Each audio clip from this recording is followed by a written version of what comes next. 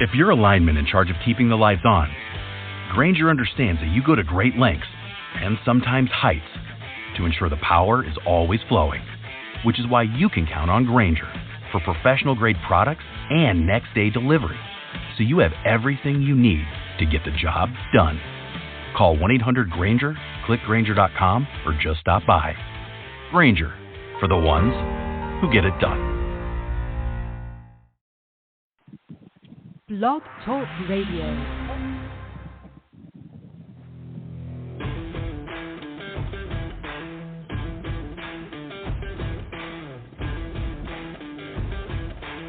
The following broadcast is brought to you by the iGolf Sports Network.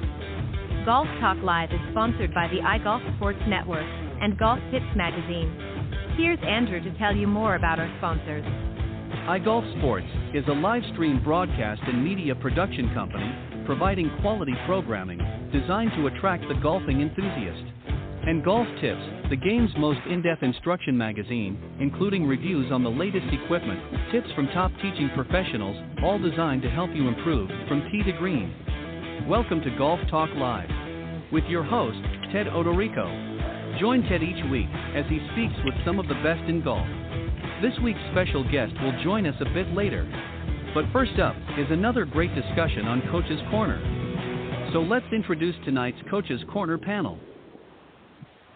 All right, good evening, everybody, and once again, welcome to Golf Talk Live. I'm your host, Ted Odorico, and we've got a great show for you this evening. We've got a couple of great professionals going to be joining me here in just a moment here on the Coach's Corner panel. And then a little bit later on in the show, I'm going to be joined by my good friend and professional golf instructor, Barry Goldstein, is going to be joining me on the second half of the show. He hasn't been on for a while, and his daughter, Carly Ray Goldstein, is going to be joining us as well. And she has won over 100 tournaments, many amateur events here in the United States and literally around the world. And she was a player with the LSU Tigers while she attended the university on their golf team and had a great run there as well. So she's going to join us for a few minutes, and then Barry and I are going to take some calls from some folks as well. So, but glad you could join us. Don't forget to tune in live every Thursday evening from 6 to 8 p.m. Central here on the blogtalkradio.com network. And we'll have some other great ways that you can tune into the show as well at the end of the show in the closing credits. All right, let me introduce tonight's panel, and then we'll get started with this evening's discussion. All right, joining us here, this is his first time in a while, Brandon Stooksbury. He is the head golf professional at the historic Metairie Golf Club outside of New Orleans. He's also an Amazon #1 best-selling author of 2 books, The Wedge Book, which was released in 2015, and The Putter Book, which was just released this year at Amazon as well. Over the last 10 years, he's been ranked among the top 10 teachers in his state by Golf Digest and was part of the magazine's Elite Best Young Teachers list. He's a 3-time PGA Teacher of the Year and a regular contributor in golf media around the world. Also joining on the show tonight on the panel is Jamie Leno-Zimron, a Class A LPGA teacher professional. She's also a 6th degree Aikido black belt, a somatic psychologist, corporate speaker, and mind-body fitness trainer, and also a Phi Beta Kappa graduate of Stanford University. And she's also the creator of Ki Golf the Centered Way. So please welcome, joining the panel tonight, Brandon Stooksbury and Jamie Leno-Zimron. Hi, guys. Welcome to the show. Thank you, Ted. Always happy to be here, and it should be fun tonight. I'm happy to be here with Brandon as well. Thank you. All right. Ted, you didn't tell me I was going to be coming on with a karate expert and a psychologist all in one. I'm way undergunned for tonight. Yeah, I hear you. I'm in the same boat. But no, Jamie's a lot of fun. She's a sweetheart and just a wealth of knowledge as well, and just a great. Been on a show many times over the years, and one of my favorite panelists here on the Coach's Corner. All right, so as I was mentioning to you guys just off air just a few moments ago, we're going to tackle the short game. I know we've talked about this in the past shows, but we're going to talk about it from a little different perspective. And we're going to tackle some of the various different areas, maybe talk about some of the myths that a lot of people hear out there and get them debunked, if you will, here. And maybe hopefully throw in a few tips along the way to help the listeners out there really dial in on their short game this season as we begin the summer months and everybody particularly up in the Northeast and Northwest, are starting to get out and get out on the golf course here the last several weeks. They're going to need some help, and this is a great area if you want to go low this summer. This is the area of your golf game that you really want to dial in, as I said. So I'm going to go ladies first here. Jamie, I'm going to start with you, and I want to talk about chipping because there's a lot of do's and don'ts, and one here that I think a lot of people we see on the practice tee, if you will, or out in the driving range that are working on their chipping. There's a lot of things that they're certainly some of them are doing right, and some of them are not so right. And I want to specifically talk about this area right here, and about the engagement of the lower body when you're chipping. We see a lot of people get very flippy, if you will, in the lower body and sliding and this and that in the chipping. And chipping is much different, obviously, than pitching. We're going to talk about that as well. But how do we engage the lower body with our chip, or do we? What a great question. I was just jotting down a couple notes as you were talking, and exactly what you're referring to. Ted, I'm a big advocate of the lower body and being present in our lower body and how to use our lower body. And interestingly, in chipping, we don't want to have much movement in the lower body. It's like putting, actually. I think it's important to kind of lower into your belly, get that kind of heaviness in the center that connects you down into a lot of presence in your legs and feet. So that keeps you grounded. And then you want to stay still in chipping, very much like putting. I'm a professional, and I always have a problem that some amateurs and some of your listeners may have in differentiating between a chip and a pitch. And I learned how to never forget from some of my junior golfers. And they said, chipping is like a chipmunk. It stays low to the ground. Whereas pitching is like pitching a tent. You've got that little high, arc of the shot. So if you think about keeping it low to the ground and running the ball, and it's a short shot, right? So it's really interesting to watch. You can watch on TV when the cameras give a close-up or not of the tour pros when they're doing a little chip right, off the side of the green, not up in the air. You want to keep it low, let it run. The usual rule is 1/3, 2/3. Get it on the green about 1/3 of the way, let it run the rest of the way. And if you really watch closely, you'll see that there's no movement in the feet, okay? There's not a big weight transfer. It's really very much like a putt with a slightly lofted club. So that may be a 7 or 8 iron pitching wedge, what you like to work with, and it depends where the pin is, how much green you've got to work with. But the idea is pretty much just a little, back and through with the shoulders, and not a lot of wrist hinge and no movement in the lower body. And so that you have kind of a putting motion, and that little loft in the club lets you get over the long grass to get on the green, as opposed to if you tried to putt it through that long grass. That's why we've got to do a chip, right? Use a use a wedge or use an iron to do the chip shot. So that's what I would say about the lower body. It really, you want to be present so that you're stable and you're not swaying, as you say, sliding and swaying. Just really down there on your feet, keep everything steady, and just that kind of back and through, nice metered out motion without wrist hinge. And the loft of the club will just pop it over the long grass. But it's pretty much like a putt in that sense. Yeah, well said. Brandon, I want to stick with chipping for a second, and I want to ask you in a little bit different fashion about chipping, because we see a lot of different types, and obviously every golfer is different, and we certainly want to be flexible to a point, but there are certain things that we want to make sure that we get right if we're going to be an effective chipper. And one of the areas is ball position. Where do we place the ball? Do we have our feet close together? Are they a little further apart? What generally sets you up for the most success when chipping? What are your thoughts there? Yeah, that's a great question, Ted. I would say if I were to boil it down at setup, there's probably maybe 3 things that I would tell you. The stance width is directly related to the size of the swing. And so if it's going to be a small motion like a chip shot would be, then you're going to have a very narrow stance. And the way I would define narrow is, think about if you were to just take a fist and put it between your heels, like that's how narrow I'm talking about, right? And so very narrow, just 2, 3, 4 inches max between your feet and width. The second thing I would tell you is that you want your spine, if you think about a letter T made up of your spine and then the horizontal piece across your shoulders, you want that to be very upright. You don't want it to be tilted very much. Now, that's the antithesis of what we do and what we want in a full swing, but it's a very different type of setup in short game. You want your spine very upright and tall as opposed to tilted and leaning. The ball position is probably the most different from a lot of what you read and hear in the short game, you know, and when you hear people talk about chipping, you talk about lower trajectory, you know, hitting it low, delivering a lot less loft. Well, there's a few different ways to do that. Unfortunately, a lot of people advocate and teach that the ball needs to be in the back of your stance and that you need to be leaning the handle of the club very much forward. But don't get me wrong, those things will take loft off the golf club, but that's not the only way to take loft off a golf club.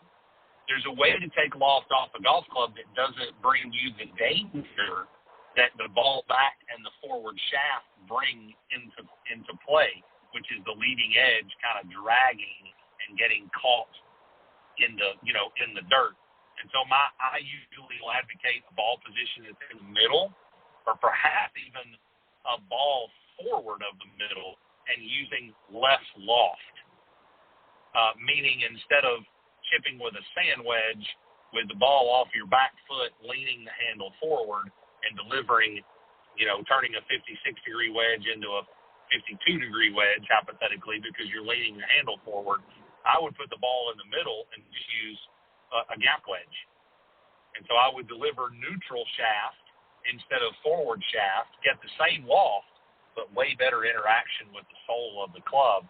That's a lot different from the way a lot of people teach chipping. And I'm not saying there's anything wrong with the other way. I'm just saying sometimes it can be harder to do. So I would say if you do those three things right from a setup standpoint, you're on your way. Yeah, I see a lot.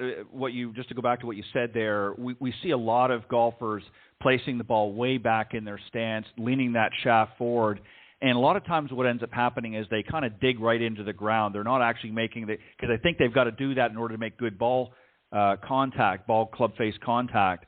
And a lot of times they end up just sticking the club face into the turf and not coming out, or they end up, you know, if they're not making a good solid stroke. And again, it's not a full stroke, but it's just, again, as Jamie pointed out, more like a putting stroke.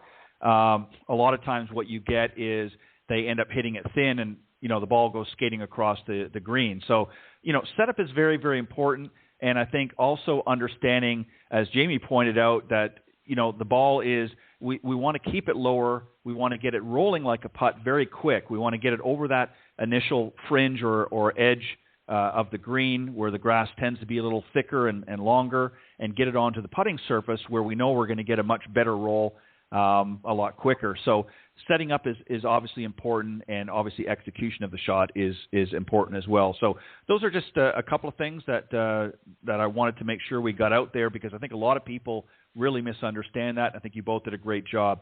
Jamie, I'm going to come back to you, and we're going to switch now. Now we're going to get that ball a little bit higher up in the air. We're going to talk about pitching, and maybe you can touch on some common mistakes that golfers make when pitching.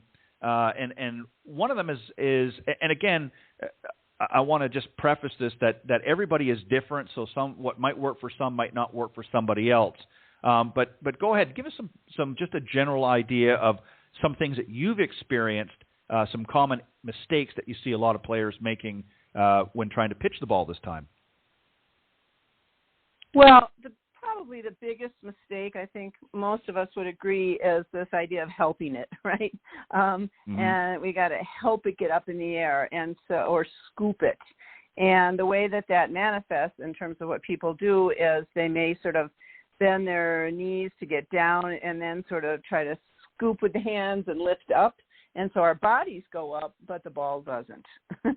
And so it's kind of counterproductive when we try to scoop it. And I think people need to understand that the wedges are built to pitch with, to get the ball up in the air, to make that little tent, right, that pitch. So it's got that, up in the air and down, and it'll land softly. the club is designed to do that. That's why we have loft at 54, 56, 58, 60, even, if you're Phil or those, you might try 64. We don't really need that much help. If you let the club swing properly, and properly has to do in a pitch shot with, there's a little bit of a steeper uptake in the swing. So, for example, a driver is a long shaft, and it's a wide sweeping motion to generate the kind of club head speed for distance. But that's not what we're looking for here in a pitch shot. We're looking much more for accuracy, for touch, so the ball can land softly or even with some spin on it. And so we want to take the club back with a little steeper, meaning the wrist hinge happens more quickly. And to me, I always think of a pitch the tent, but pitch it, like a little toss it up there. So if a good practice for me is to toss it like tossing a ball, right? If I was just going to toss the ball to, say, to second base, right? And there's a little action of the back knee, the back heel and the back knee. And so to bring the club down, take it back a little steeper, a little wrist hinge, and then just kick in a little bit with that back knee, and like you're going to toss the ball up there. And I always have the feeling of the club face is like my hand. And so if I feel the club face like tossing the ball, the way my hand would toss the ball, same body motion, a little bit of that back knee kicking in. I think setup is important as well. And so to me, the way to set up, I like actually the way Dave Pelz describes it. He puts the ball right in the middle of your stance, and then just kind of turn on your heels, turn your toes towards the target. When you do that, what will happen is your hips have already cleared the line, all right? So they're out of the way. That way we can just swing the club along the line straight to the target and let the club just kind of come right under the ball with that little action of our knee like we would toss, and then the club face comes down, clips the ball really nicely. The design of the club with the loft built in naturally lofts the ball. We don't have to help it. We don't have to scoop it.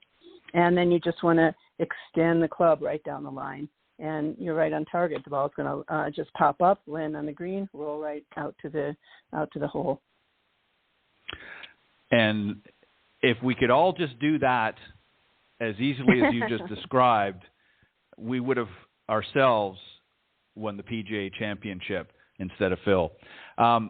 Brandon, I want to talk about pitching with you because I know that that's an area of your expertise. Obviously, you wrote a book on wedges, and obviously the short game is something that's important to you. And I want to ask you really two parts to pitching. A couple of things. I'd like for you to talk a little bit about the bounce of the wedges and the role it plays and what people should look out for, or what rather they should consider when selecting the wedge for them, depending on the lie and the circumstance. Maybe give us a couple of examples, maybe a tight lie and a little fluffier lie, what club might be a better option given the bounce. And then the other thing, too, that we often hear is when we're pitching particularly is that I need to swing in the follow-through the same distance as my backswing. So as an example, if it's a shorter pitch shot and I'm only going halfway back, then my follow-through should only be halfway through. Is that a myth? Is that true? Give us your thoughts. Well, there's a lot to unpack there. I'll try to start with ask me the first half of that question again, if you don't mind. Yeah, so what I'd like for you to do is to talk about, this is an area that a lot of golfers don't understand.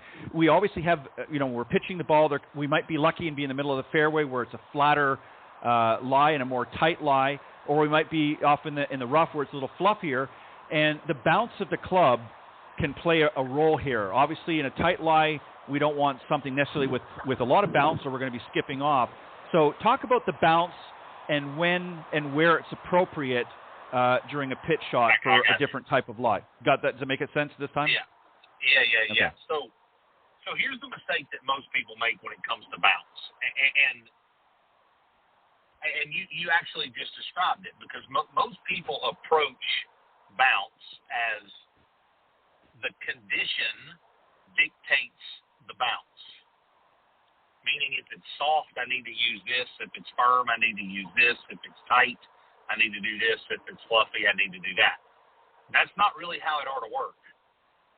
Bounce should match your technique. Let me say that again.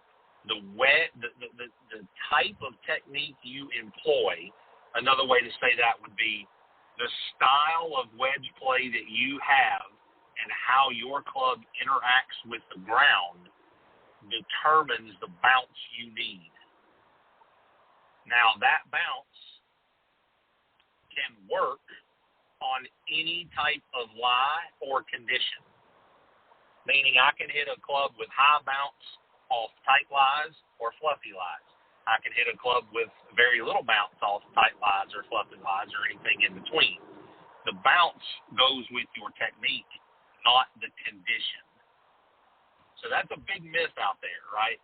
And there's a lot of reasons why I think that myth exists.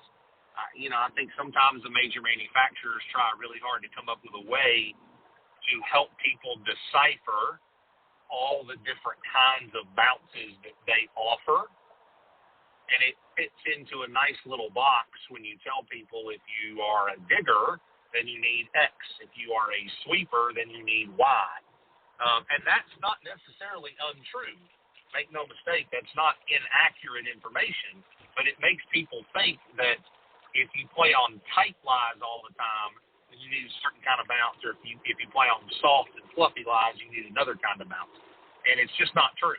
You need the bounce that matches your technique, depending on how the club interacts with the ground. And so that may not be the answer you were looking for, but that's how I would answer that question.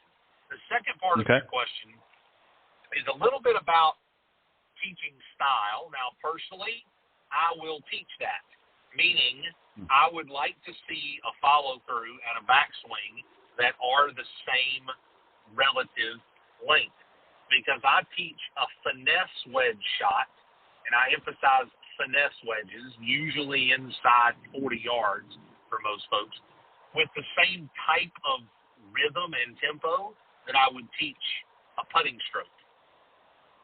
So if you think about a metronome, the little thing that sits on top of a piano and ticks back and forth, the tick-tock, and it swings back and forth, or you think about a pendulum swinging, that's the tempo and the rhythm I want in finesse wedges. If you have a shorter backswing, a longer backswing and a shorter through swing, then you slowed the club down too soon, meaning it was off rhythm. If you have a longer follow-through than you do backswing, then you over-accelerated the club through impact. If you have something that's very similar on one side or the other, then you have very even tempo, much like that metronome ticks and tocks or a pendulum swings, and that tends to work way better for most people in terms of distance control and feel. And so that's how I would answer that question. People teach it lots of different ways. Some people teach, Dave Fells very much teaches a full follow-through on just about any wedge shot. And there's reasons for that, and that's not bad information. My particular style just happens to teach it the other way. Yeah, I agree. I think it is up to the individual and obviously what works. But, again, you raised some very interesting points. And, again, it's something that each individual player has to really assess themselves. Again, there is no sort of try and true. Obviously there are always certain fundamentals in golf that we want to adhere to, but there's always room for flexibility and adjustment to suit your individual game. And again, this is where you want to get and work with a teach professional that gets and learns and understands what your style of play is and works towards that, as opposed to trying to put you into a box that maybe is not going to be best suited for your game. So great answer again, guys. And again, I want to – sorry, go ahead, Jamie, real quick. Yeah, Ted, I wonder if I could, if you wouldn't mind if I just kind of add a little bit and echo what Brendan said there.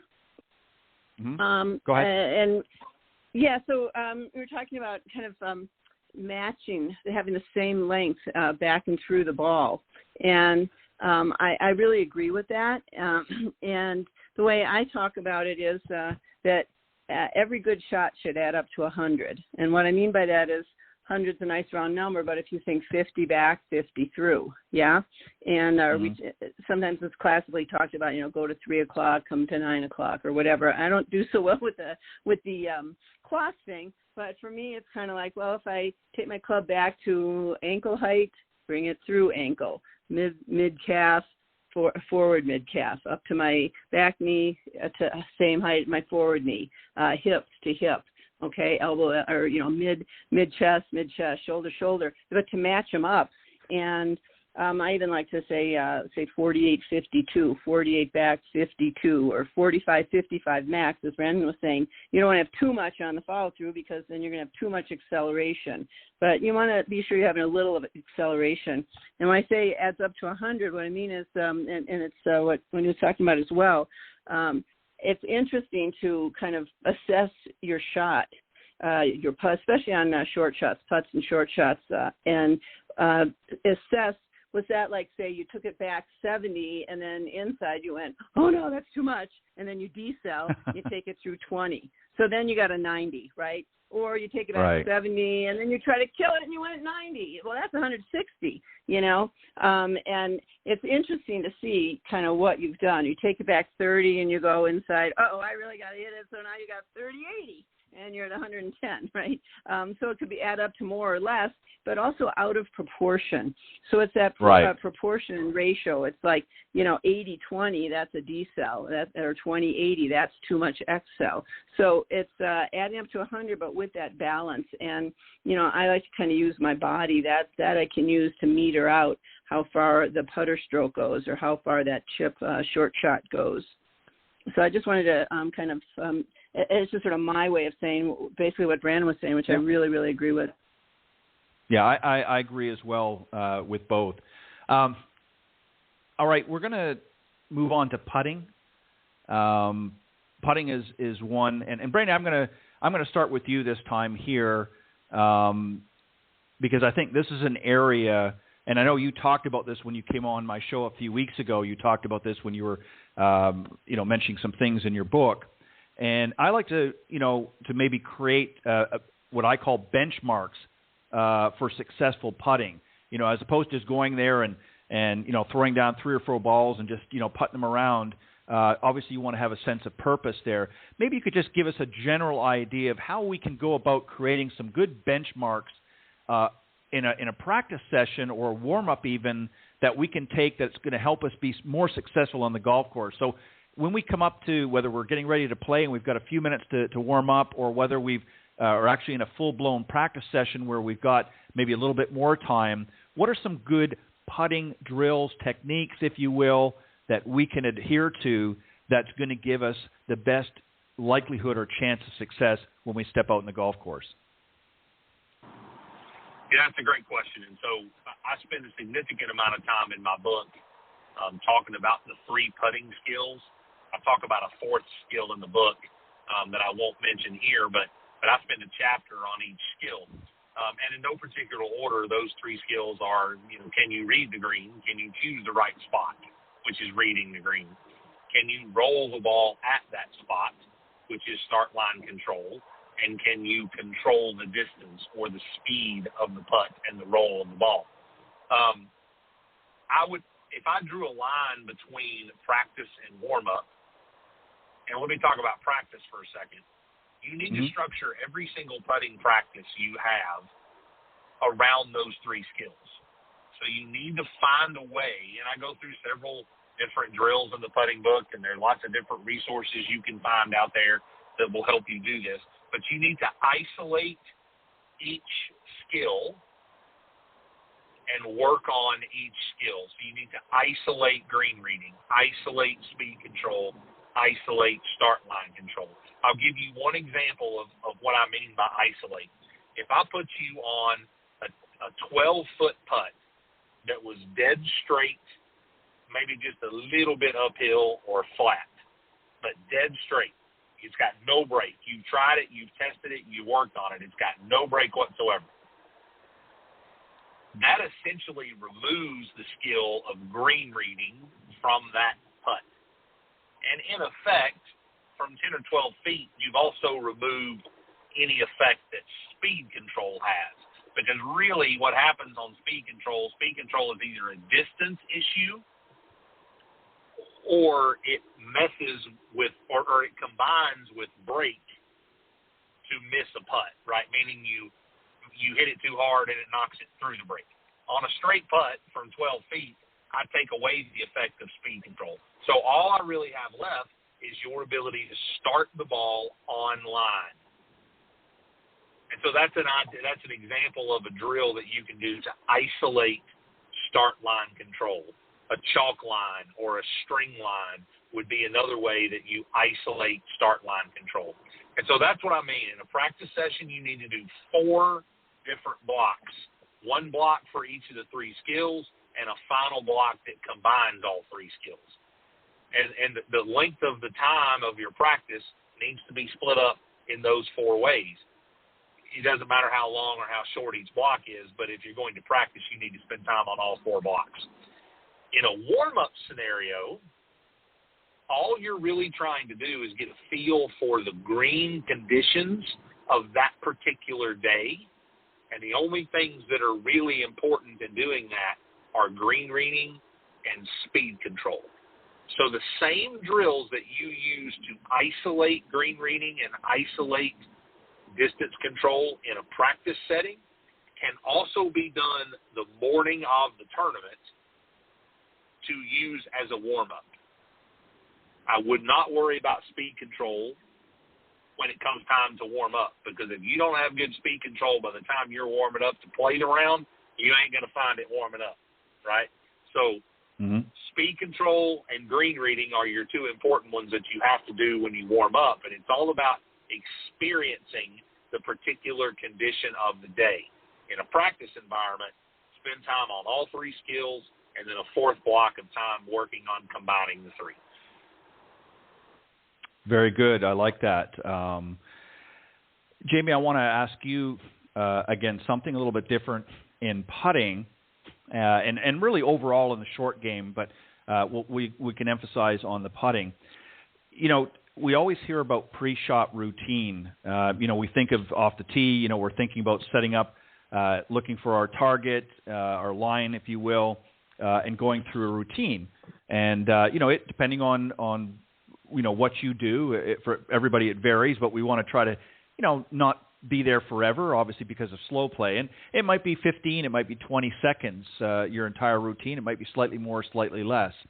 But, you know, when I think about it and you add it up, you know, shot for shot, you know, you're spending 18 to 20 minutes a round, just pre-shot routines. There's a purpose for it. Explain to us what the purpose is of a pre-shot routine, and do we really need it for every shot, and particularly for the putter? I mean, you know, we're not hitting at a great distance more often than not. We're just putting it, you know, as Brandon said, maybe 12 feet. It might be 20 feet. Do we have to go through a pre-shot routine even for our putter? Give us an overview of the pre-shot routine and then talk about the putting as well. Do we need one there? And if so, what should we be thinking about there? Well, Ted, it's really good questions, and particularly I like the context that you said it in, which is pace of play, which is very, very important. And it's been interesting to me as a teaching professional to convey to people the importance of a pre-shot routine. So I'll answer your question on purpose in just a second. So to convey the importance and to have a pre-shot routine, and then to notice that, oh my God, people are starting to take so much time with their pre-shot routines that pace of play is compromised.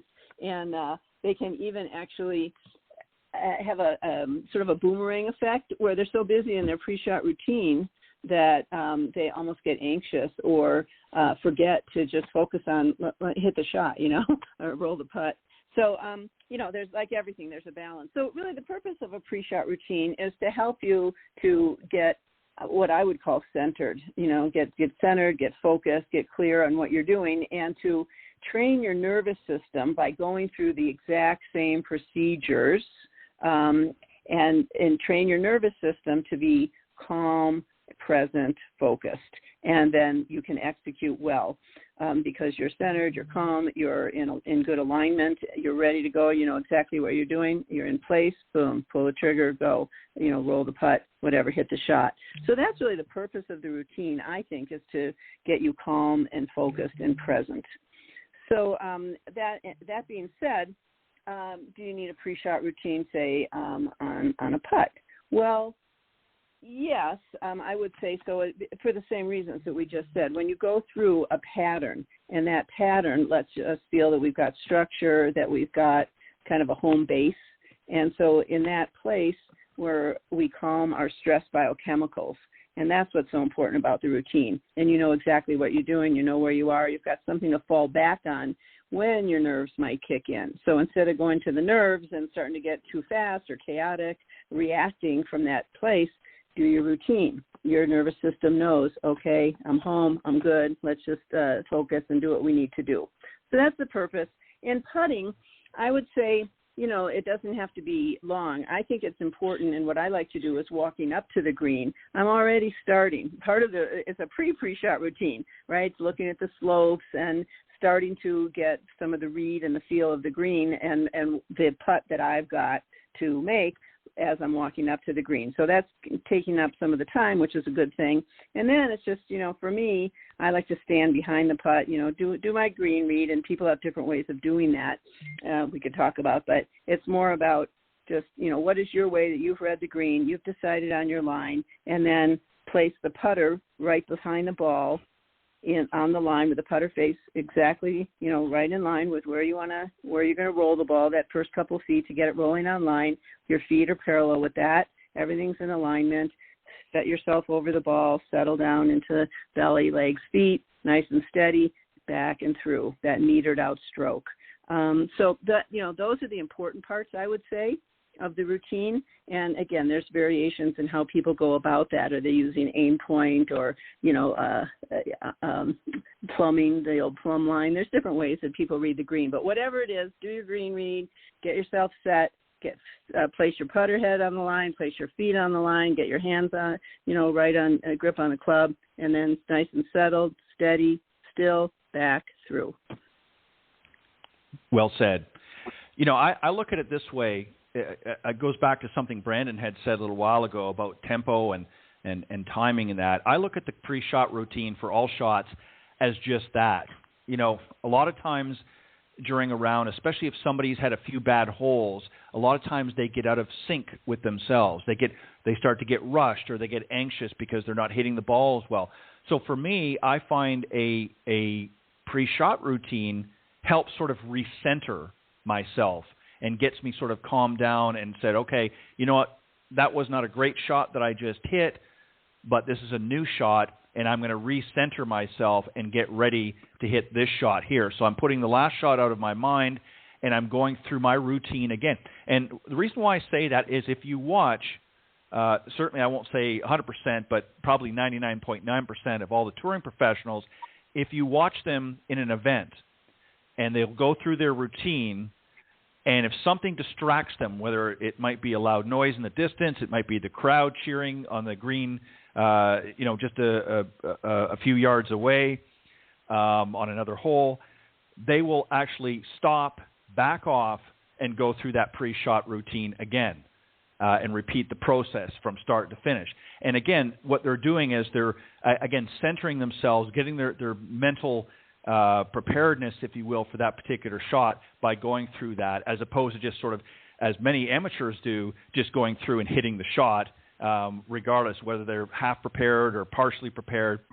So that's how I like to look at the pre-shot routine. It gives me an opportunity of refocusing and balancing myself and getting ready and providing myself with the information needed to execute the shot that's coming up before me. So that's the way I look at it. Yeah, another way of saying that, I was kind of saying that about, the centering aspect, the calming aspect.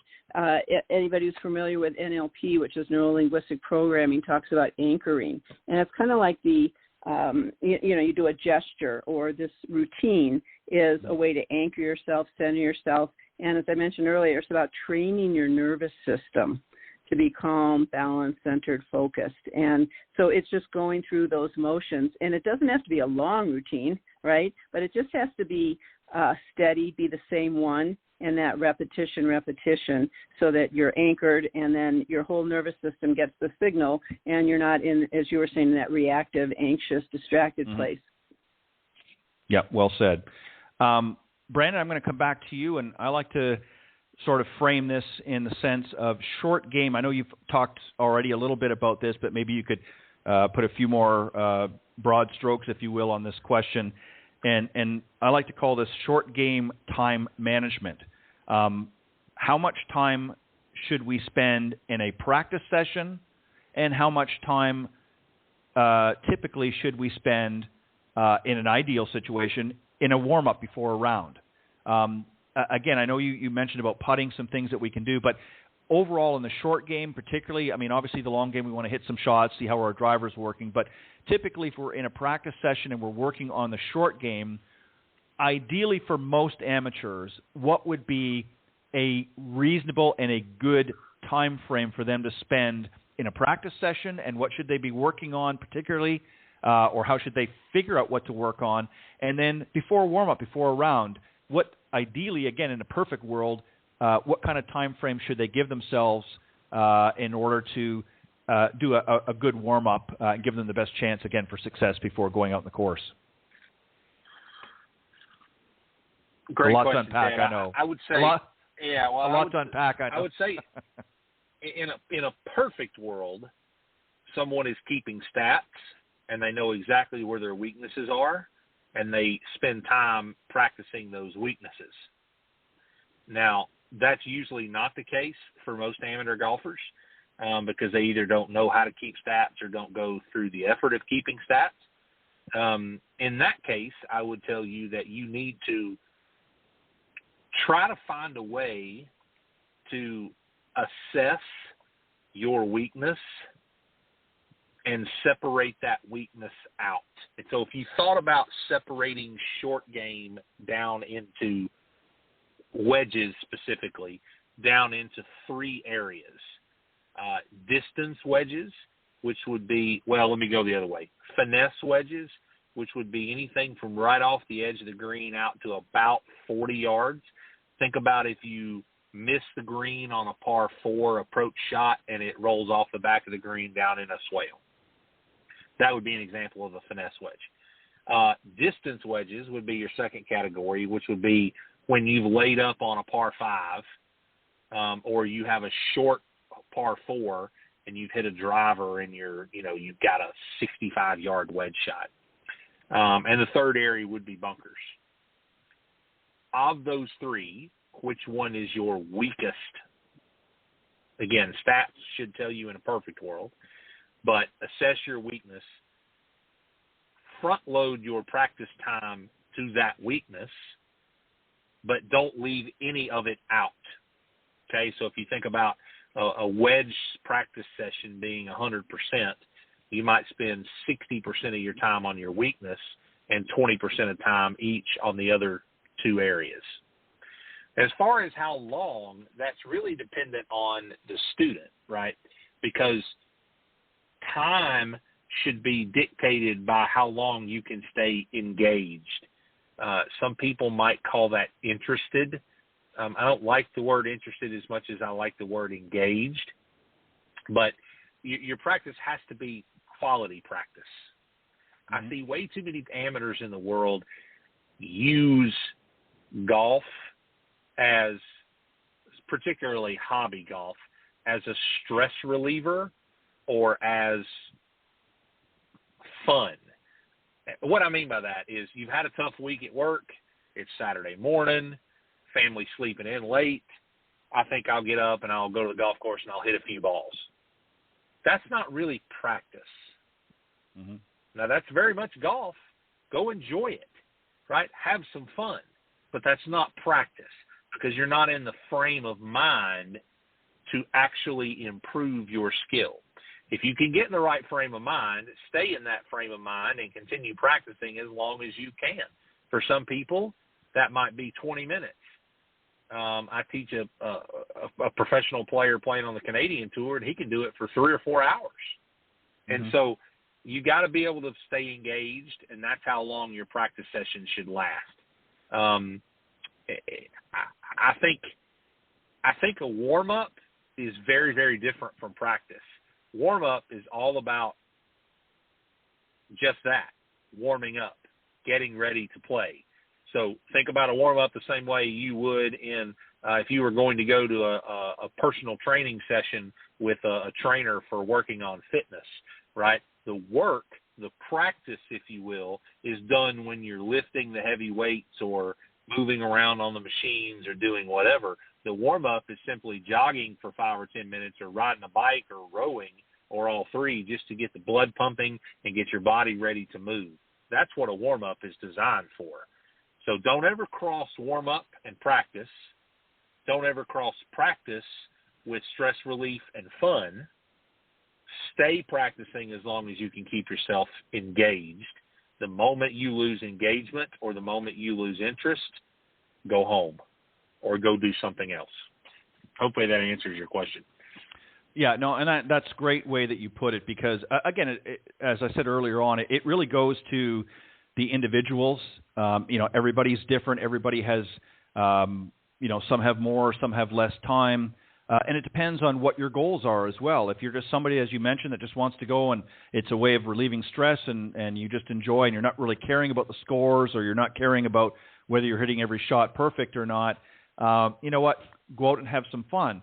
But if you truly want to improve your game, there's certain things and certain commitments that you're going to have to make. And that doesn't mean that you have to, dive into it as the tour professionals do to that level because they obviously have a different goal in mind. They're wanting to compete at an extremely high level, and they know that in order to be able to do that, there's certain benchmarks, there's certain routines that they have to get themselves into effectively in order to see the results they're going to need to be able to compete effectively against the other top players, around the globe. So, again, you have to really assess, first off, and establish your own goals, what it is that you want to accomplish. And I always recommend, if you're wanting to improve and be a better player, obviously that you connect with your local golf professional, seek somebody out that, is like-minded, that you get along with and you have good communication skills with, and get them to help you. Get them to, have that conversation initially. If you've never taken lessons before, I always encourage that, to sit down with them and talk for a few minutes and just say, here's what my thoughts are, here's what I'd like to do, and get them to help you, tailor-made. It's not just about taking lessons, but it's about really helping you define that vision of what it is that you want to do and what experience you want to have. So, and all of the things that, you guys have talked about here tonight are part of that discussion, and establishing routines and ways of becoming a better player. And if it's something that's not really in your wheelhouse and you just want to go out and knock the ball around, well, then have at it. And, none of the above apply, I guess is the best way to put it. Jamie, I've saved this question for you. It's a little bit different. I wanted to give something different to you here to end things off as we get ready to wrap up Coach's Corner. Time is a big issue for a lot of people, as we have pointed out many times on the show. And we always get faced periodically with somebody, probably more often than we would like, with somebody like that has very little time, maybe 10 or 15 minutes a day at best, to be able to practice. If you had such a student, if somebody came up to you tomorrow and said, Jamie, I really want to get better in my game, but I don't have a lot of time because of work and family obligations. I've only got maybe 10, 15 minutes a day to be able to really do anything. What can I do to help improve? How would you advise them to spend that time to work on their game? And what would you maybe encourage them to work on to give them at least an opportunity to improve? Fabulous question. I love your questions always, Ted. And thanks for asking me this one. You know that as a martial artist, I'm into training, which is a daily, regular practice. I think that's one of the downfalls in a certain way in golf, as we talk about go take a lesson. And it's kind of this discrete thing and doesn't have enough of that practicing with a purpose, as we were just talking about, which is real different from going out and, just kind of swinging or stress relief or fun. It's real different to practice with some, intention towards improvement. So, the idea in training, and this is true in martial arts, it's true if you are a musician, right? You do scales, you practice, you go over your pieces, and you really can't cram in improvement, right? So you can't all of a sudden cram music and all of a sudden be able to play it. So we also can't cram in our golf improvement. Little bits, and like you're saying, and I've tried to have students do this. Give me 15 minutes a day. Give yourself 15 minutes a day at home. I've been teaching this for about 20 years, and with the pandemic, people are at home. It's like, oh, my gosh, I really can practice at home. So, again, we have different parts of the game. You can easily do fitness at home. So, of course, I've developed Make Your Golf Club Your Health Club. In fact, I'm just sitting here working on a flyer of a notice.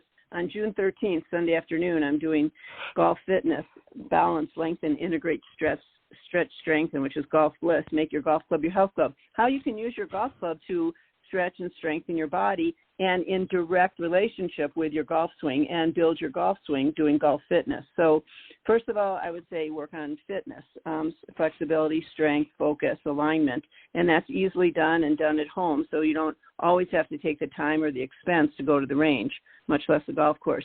You can practice putting at home.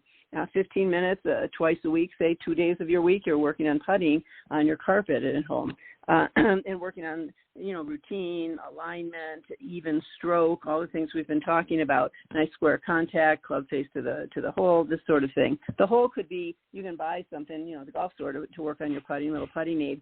You can have the leg of your chair at home, or the couch. That's you're just trying to roll the ball and hit that. So you can practice putting at home. And then something I've done is to create the golf katas. Kata is a martial arts word, and it means a repeating form. And so the golf swing is really a repeating form: backswing, downswing, impact, follow through. And using kata practice, patterning your golf swing, you can gain repeatability, which gives you consistency. You can work on positions in your golf swing, transitions in your golf swing.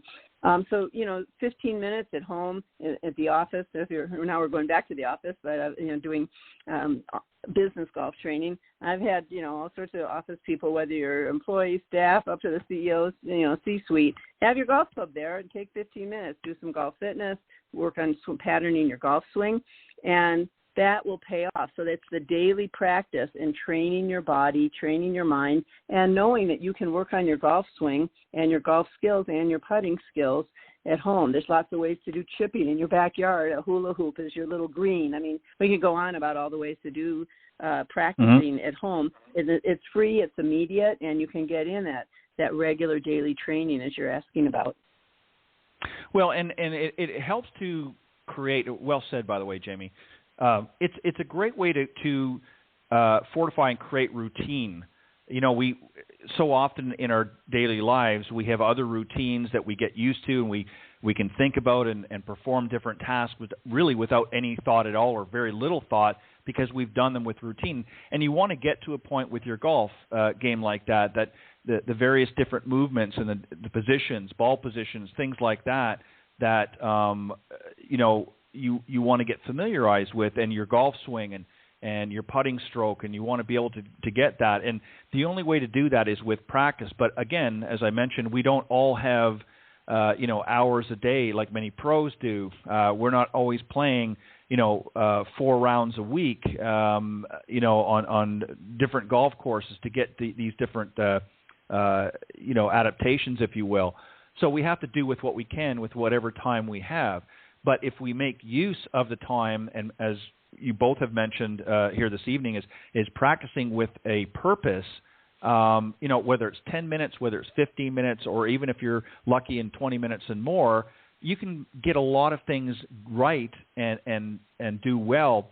We always hear, with fitness and things, people say, well, in 10 minutes I can get you doing this, or 15 minutes I can get you do that, and people will step up and do that. Well, if you're somebody that is lacking in time, there's no reason you can't set aside 10 or 15 minutes to do the same thing with your golf game. And again, as some of the things that you just pointed out, Jamie, there's many others as well. And that's where that conversation with your golf professional can really become valuable, because they can help set you up based on your lifestyle, a plan that's going to be tailor fit for your, way of approaching things, and you're going to reach optimal success in doing so. And then as more time becomes available, then you can adjust those things along the way. But at least that way, it gives you a running start to be able to improve your golf game.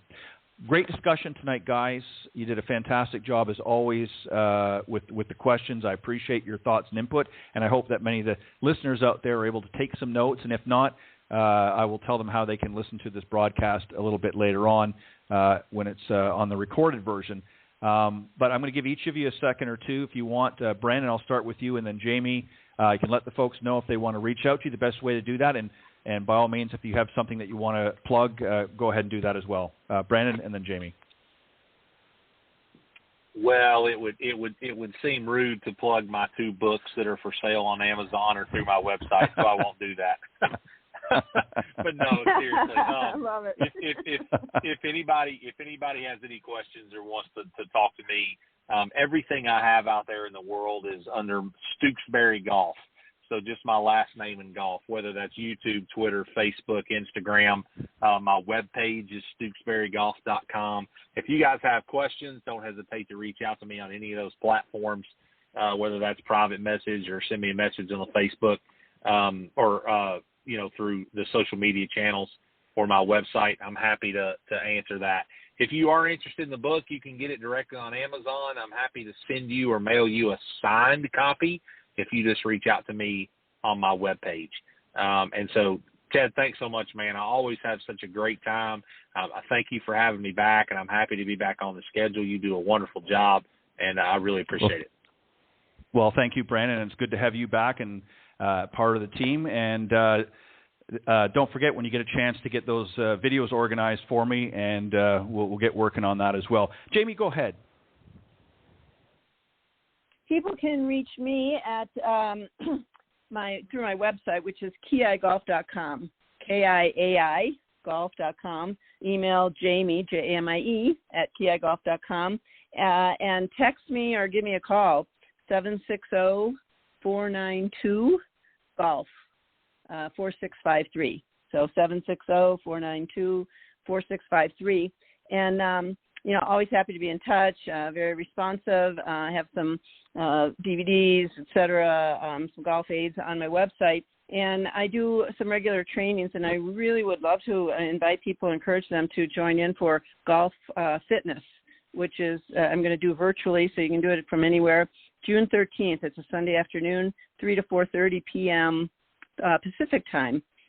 So, I'm always happy to be in touch. And I just want to mention, you put in a plug for the LPGA, watch the U.S. Women's Open. It's on all throughout the weekend, and I'm excited I get to be out there at the Olympic Club for part of it. I'll be driving down the Bay Area. But tune in to women's golf. It's going to be awesome. Yeah, I'm going to watch it myself. I'm not going to be there, but I'm going to watch it. But Jamie and Brandon, thank you again very much for always bringing your best to the show, and I look forward to having you join us next time here on the Coach's Corner panel on Golf Talk Live. Have a great weekend, and enjoy the tournament this weekend. Thank you so much. All right, thanks, guys. All right, that was Brandon Stooksbury and Jamie Leno-Zimron joining me here on the Coach's Corner panel. While I wait just a moment or two for my very special guest, here's a quick message from Golf Tips Magazine. The following ad is sponsored by Golf Tips Magazine. Are you tired of being short off the tee? And what about those 3 putts? Forget about it. It's time you got serious about your game. Golf Tips, the most in-depth magazine in the industry. For over 30 years, Golf Tips has delivered expert content such as the latest golf instruction from America's top pros, simple to follow practice and game improvement drills, fitness and mental game tips, equipment, training aids, accessory and apparel reviews, golf destinations and travel tips for every budget, and so much more. Don't miss a single issue. Go to golftipsmag.com and subscribe today. All right, welcome back. Very excited to have my next guest on the show. He hasn't been on for a little while, and he actually reached out to me and said, hey, you know what, I'd love to come back on. We always have a good time, and he's going to hopefully we'll take some calls tonight, and he'll answer some questions that you may have out there on your golf game or whatever it is you want to talk about. But let me tell you a little bit about him, and then I'm going to bring him on, and we'll get started here. Of course, I'm talking about Barry Goldstein. He is a professional golf instructor based out of Coral Springs, Florida, and also out of Binghamton, New York. He's received recognition for teaching everyone from junior golfers, amateurs, and, of course, professional golfers. He was born and raised in Binghamton, New York, and attended the Binghamton High School. He was captain of the ice hockey team and baseball player, ultimately deciding to play baseball at Florida Atlantic University. Once his baseball career ended, he turned to golf. He quickly took up the game, competing as an amateur golfer. His focus soon shifted to the teaching side of golf, and he is one of the top 25 instructors in America for Golf Tips magazine. And one of his biggest personal accomplishments is being the coach and caddy for his daughter, Carly Goldstein, who won the Florida State golf title among many back in 2012 and also went on to be a member of the LSU Tigers golf team. So please welcome my very special guest and good friend, Mr. Barry Goldstein. Good evening, Barry, and welcome. Ted, great to hear you. How are you? I'm doing well, my friend. How are you doing? Always great to come on your show. You're right, it has been a while. I think I've done your show like 8 times, but I've been busy the last 5 years or so. It's been a while. Yeah, you guys, you and Carly came on a few times early on when I first started firing up, and it's hard to believe this is season 9 for Golf Talk Live. Next year will be season 10. So, yeah, it's hard to believe I've been doing it this long. But so well, you know what the truth is, Ted. You're probably one of the nicest guys I've ever met in the golf industry. So anything I can do to support you, it's my pleasure. Like I mean. You really are. I mean, I know a lot of people in the golf industry, and you've got to be one of the 5 nicest guys I've ever met in it. So it's a pleasure to help you out and come on your show. Well, I appreciate that. I'd be happy just even be in the top 10, but top 5, I'll take that any day. I appreciate that. Well, let me just hold on one second, because I think we got somebody else extra special that's going to join us as well. Please welcome, ladies and gentlemen, my second special guest this evening, for a little while anyways, Barry's daughter, Carly Goldstein. Good evening, Carly, and welcome to Golf Talk Live. How are you? Thanks for having me on. Well, listen, thank you for coming on. It's been a little while, but I'm glad you're able to join us. Yeah, me too. It's good. Oh, I'm not sure if we lost you. Are you still there? I am. Can you hear me okay? Yeah, okay. It cut out there for a second. Well, your father's already here, so say hello to Dad, and then we'll start our conversation. Yeah. Hey, Dad. How's it going? Thanks for having me on. Oh, it's great to have you on, Carly. I love you. It's a pleasure to have you on. Truth is, Ted, another truthful statement. The greatest female player I've ever taught is my daughter, Carly Ray, and I've taught LPGA Tour players and probably 50 Division I college players. This girl's a very special player, but Carly, we're glad you could join us. Yeah, I appreciate it. Thank you, Carly. So, Carly, since I know you're only going to spend a little bit of time with us, Barry, I'm going to shift you aside for a minute. No reflection on the male ego or anything like that. But I've only got your daughter for a few moments, so I want to bring her into the picture first. So, Carly, let me back up, because the last time that you were on the show, you were, I think, about midway through your time at LSU playing for the Tigers. So, sort of close out the end of that experience. Obviously, you went on to graduate and had a successful time there, and you're on to other things now. We'll talk about that in a minute. But tell us overall how your experience was, because you've typically played by yourself for most of your life through various tournaments. Now you were part of a team. Tell us a little bit about that experience, how it differed for you. Was it something that was out of sorts for you, or did you sort of blend right in as though it was, anything that you would normally do? Yeah, it was definitely a great decision becoming an LSU Tiger. I had, an awesome 4 years, and I got a great degree, and I met, lifelong friends, and I had some great coaches.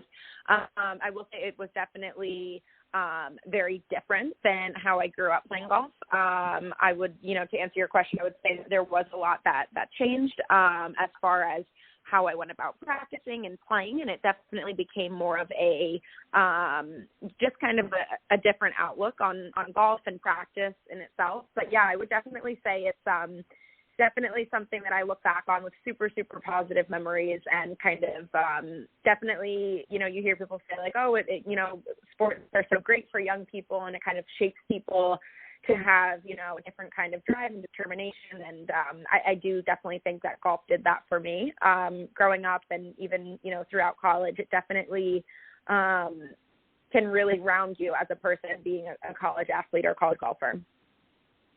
Well, you were, at least in my opinion, you were like the Tiger Woods in the female side of golf. I mean, you started very, very young, obviously, and your dad can attest to that. And you just had phenomenal success throughout your career. Obviously, I know you're not playing right now on the LPGA Tour or anything, but, you just had an incredible if my memory serves me correct, I think it was around 102 tournaments that you've won, both nationally and internationally as well, and including the, as I mentioned in the opening credits here, the Florida State golf title back in 2012. So you got a lot of wins. You got a lot of W's in your corner. Talk about your dad. What was it specifically that you recall, because I know you spent a lot of time with him on the golf course. What was it specifically that he has said to you over the years that really stuck with you? We were huge on just outworking people, but my dad always kept it, pretty fun for me. So we put in a ton of hours, my dad included. I was always out there working, but he was always right there next to me, kind of just making sure that I was doing all of the right things, and definitely kind of keeping my head in the right place. But yeah, I would say he was kind of just always there with the good tips. We never really got too technical. I would say like leading up to tournaments, it would be, a couple weeks of really good work on my swing and short game and mechanics. And then, leading up to a tournament, just good thoughts and positive thoughts, and just going out thinking that I was going to win every tournament put me in a really good mindset. So I think that's something that really helped me in junior golf and leading up to college, was just kind of having somebody in my ear all the time, believing that I was going to win, and that my game was always in great shape, even if, I was struggling going into the tournament or something like that. My dad was always there to just kind of tell me, you got this, just kind of grab me in a way. Yeah. And that's so important to, because a lot of times, I've had the pleasure, I do another show Tuesday mornings called The Women of Golf. And I have a co-host, she's an LPGA professional, Cindy Miller. And we speak with a lot of the Symetra Tour players and some of the LPGA players as well. And it's interesting because, when they get out there, and some of them are coming from other countries, so they don't have family here or a support system here. So they're on their own, and it's tough. And one of the questions I always ask them, and I'm curious to get your response to this, is obviously in realistic terms, we can't win everything. I mean, you won a heck of a lot, so you're pretty darn close if there was ever to be somebody to do that. But obviously you played in a lot more tournaments than you won, but you did win a lot. But there's moments when you weren't playing your best for whatever reason, whether the physical game was letting you down or you just maybe didn't have the energy to push through. What did you say to yourself when those times did come, when you weren't hitting the ball as well as you can, or the putts just weren't dropping in the hole as often as they should? What did you say mentally? Because the mental side of the game, as you know, is just as important, if not more important, than the physical game. What did you say to yourself? Yeah, that's a great question. Thinking back, just to kind of putting myself in that position, thinking back on that, trying to, put myself in tournaments where I really do remember either being behind or I just wasn't playing great, I would definitely say I just always believed that I could control what I was going to control. So, I can't let my thoughts change. My thoughts aren't going to change how the person next to me is playing, and kind of just really try to focus on my own game. I remember one time during one of the World Championships, I was a couple strokes behind going into, I don't know, maybe 13 or 14, and you don't really get to talk. I don't get to talk to Dad on outside of the ropes much during those large tournaments. It's very individual. But I remember I was getting water, and he just said, like, "Come on, you got this." And I just looked at him, and I was like, something will happen. I'll either make some birdies, or she'll trip up, maybe make a bogey here and there. And truthfully, it didn't end up happening. But I just remember thinking that, I can control what I can control, and hopefully, something does happen. Something will go right for me. And like I said, it didn't with that case, but I think that is a really, really good mindset to have, is just, focus on what you can control, which is your own game and your own mental game. And other than that, there's not really anything else you can do. Yeah. No, I think that's a great answer. And you're exactly right. Again, golf is such an individual sport. It's you and yourself that's out there on the golf course. And, even if you have a caddy and whatnot that you can converse with, whether it be, in your case, it was your dad, but, essentially you're the ultimate one that makes that decision. And you can only control what you can control. So it doesn't matter what the other players are doing. You have no control over their, outcomes. You can only control what happens in your own game. Barry, I want to bring you in this, and I want you to remove yourself, and I know it's hard to do, as a father, okay, for just a second, and I want you to assess Carly as a player, not good or bad or anything, but what was it that impressed you most when you watched her out in the golf course, how she handled herself during good times, bad times, and everything in between? What was it from a coach's perspective? What did you notice that really took hold? Well, all our listeners can learn from this. I can just honestly say, if I wasn't her father and I was watching her play, remarkably positive attitude, always had a good attitude on the golf course, whether she was 6 under or 6 over, you would never know by watching her. Smile when she made a birdie. If somebody clapped for her, she'd smile. If she made a double, she just kept moving forward. And, Ted, as a golf teacher, it's just amazing that was my daughter that had all those qualities, because it's everything you dream of as a teacher, because not everybody's like that. People get mad, they toss clubs, they get down on themselves. Carly, I can honestly say I never had to, one time in her career, get her up. She always was in a positive frame of mind when it was time to play. And, I'll give you an example. I remember when she won that Florida High School State Championship in 2012. It was super windy, Ted. They could have easily canceled the tournament. Hurricane Sandy had just come through. I mean, it was 45-mile-an-hour winds, very cold for Florida, 40 degrees. She goes out and she shoots 69 in the first round. Wow. We thought she was going to have a 5-6 shot lead. Well, another girl posted, I believe, 70, was only 1 back. So we knew we had a battle the next day. I told Carly she was best player there. I knew she was. But that second day, Carly hit 18 greens in regulation, but putts weren't falling on the front 9. She made the turn after 27 holes. She was 1 down. She ended up birdieing 3 out of the last 5 holes to win the state championship by 4 shots. And I remember after the round, she came over, gave me a huge hug, and we said, we did it. But my first thought was, as a golf teacher, I just wish everybody could have that positive fight in them. It was always a positive fight. It was never an angry or downward attitude that she had on the golf course. It was always a positive battle in her, and that's the way to be great. That's why she was good for so long, because it's awful hard to be over-emotional and be a good player for a long time. Yeah, I couldn't agree more. And attitude is so much. You see when you look at the guys, when you look at the tour players, male or female, doesn't matter. They're all high caliber players, but yet the same. There's always a certain type of player that seems to, as I say, cream rises to the top. That seems to come in week out. And I mean, and not to throw anybody under the bus, but I look at somebody like a Luke Donald, who was, a phenomenal ball striker, probably again, I'm not saying the best. One of the best, but where is he week in, week out? Why didn't we see him in the winner's circle? So a lot of it, I think, happens, mentally, that, again, it doesn't matter how well you're hitting the ball.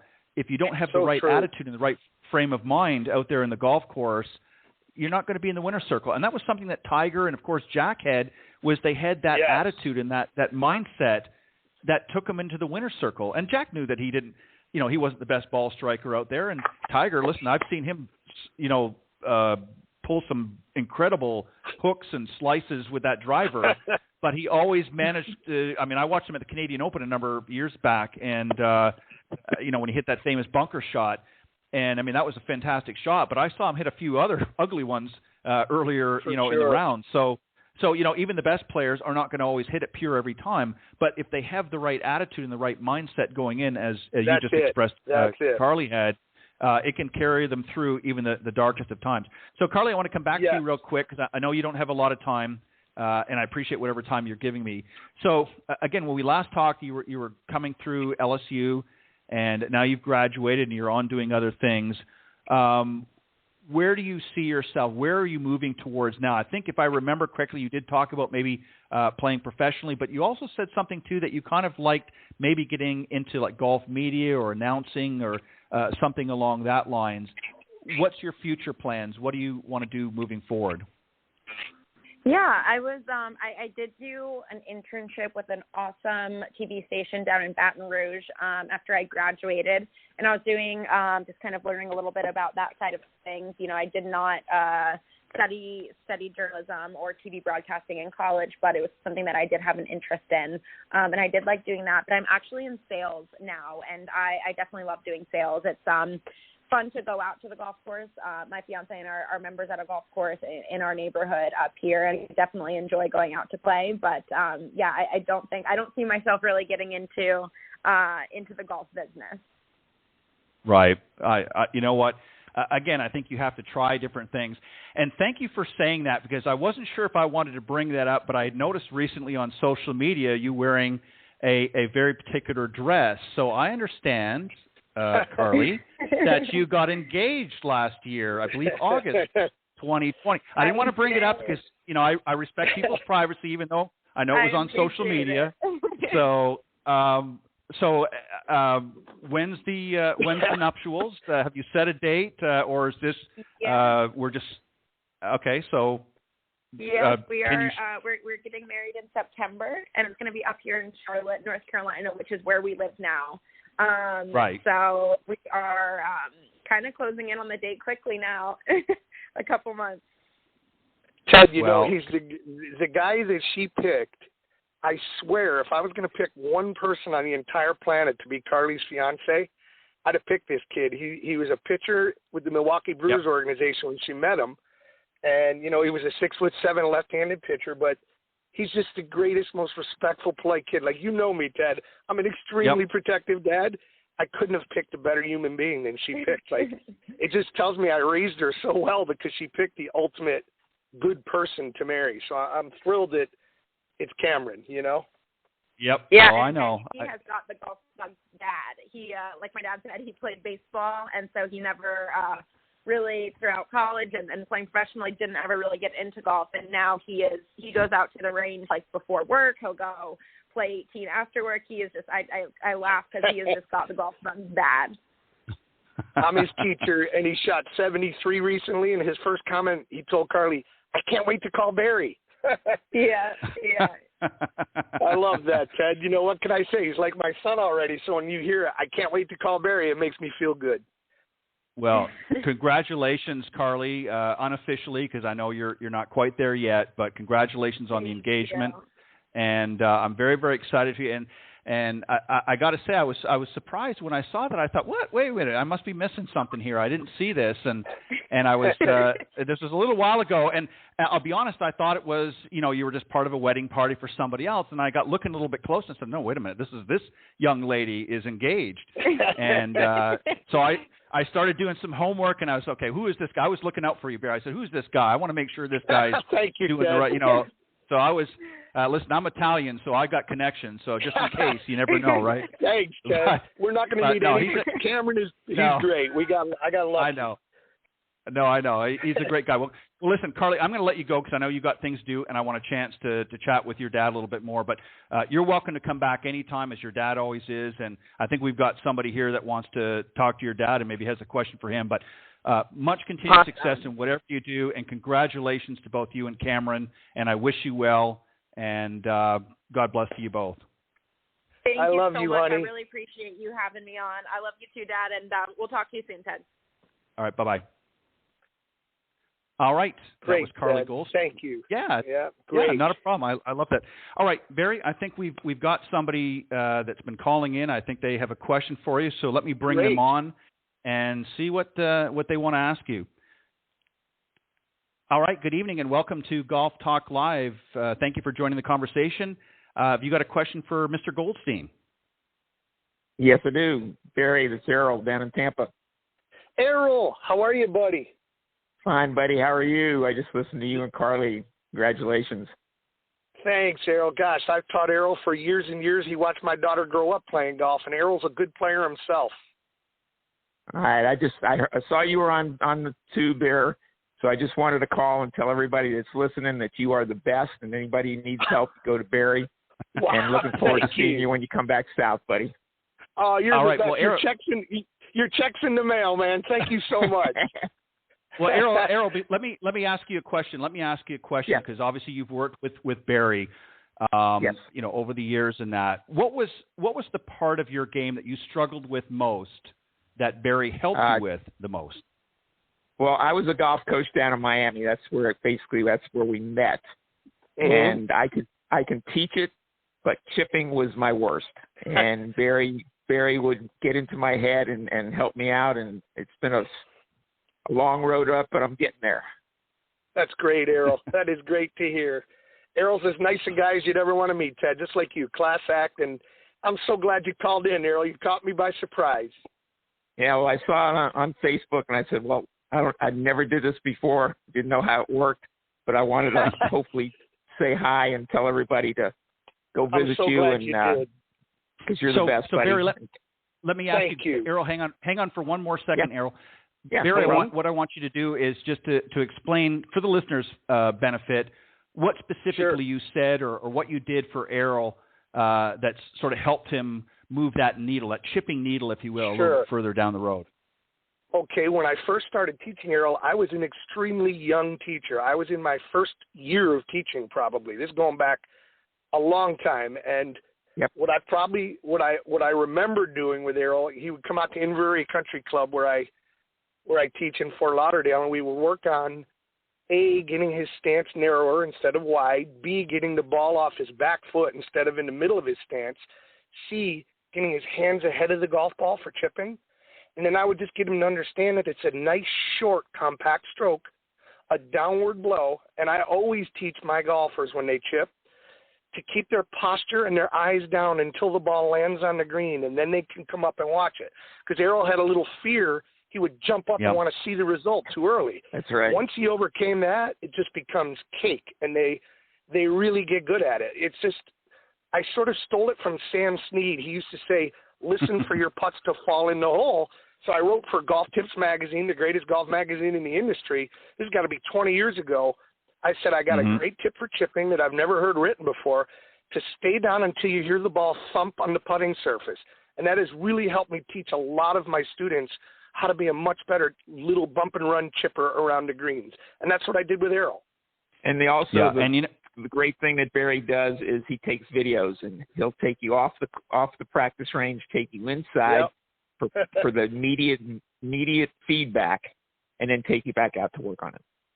You know what I would do with somebody with Errol? You'd like this, Ted. So I'd have videos of my daughter, which is exactly what I would teach, and I would just show Errol what he's doing, and I'd say, hey, look, here's what Carly's doing. She's one of the best chippers I've ever seen.